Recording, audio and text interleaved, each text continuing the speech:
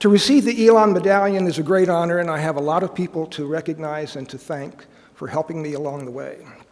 But first, I want to recognize a program that has been important because it brought students to me in the areas of study abroad and internships, and that is the Experiential Learning Requirement, the ELR. It also involves undergraduate research, student service learning, and leadership, and was created back in the 1990s, the early 90s, as part of the new curriculum that came in that era. I was part of that, and so I was part of a group that gave a presentation to the annual conference of the North Carolina, of the National Society for Experiential Education about a decade later. And what I remember from that event was after we described the ELR, faculty and staff from other institutions came up to us and said, how did Elon create something so innovative? We would never be able to do that on our campus.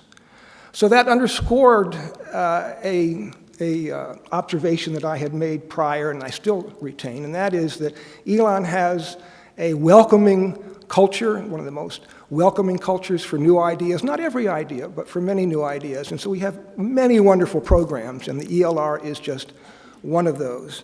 And so I think at first I have to thank the presidents, Fred Young and Leo Lambert, for creating that culture of welcoming. Also deans. Jerry Francis was my first dean. He helped to hire me. Stephen House worked with me when I was chair of the Department of Political Science and Policy Studies. There have been other assorted arts and sciences deans, including two people up here, Nancy Midget and Gaby Smith. Is Gaby here? I thought Gaby was going to be here. She was, but... Oh, she was going to, okay, so she would have been up here. But I want to especially thank my department, old and new, who are over here.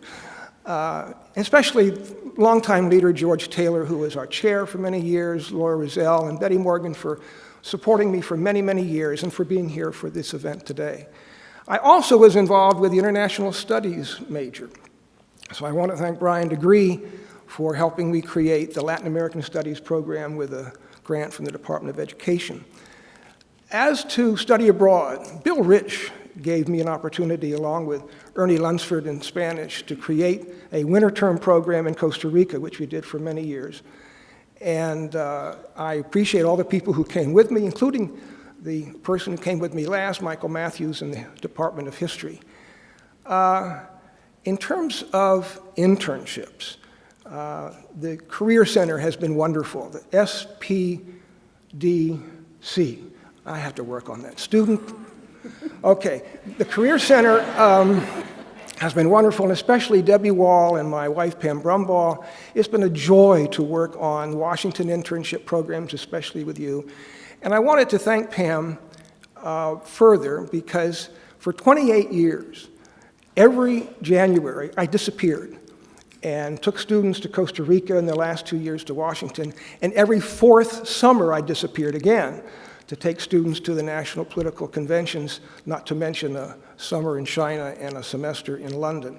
So I thank Pam for her understanding and generosity. And I thank my family for supporting me for all these many years and for being here today.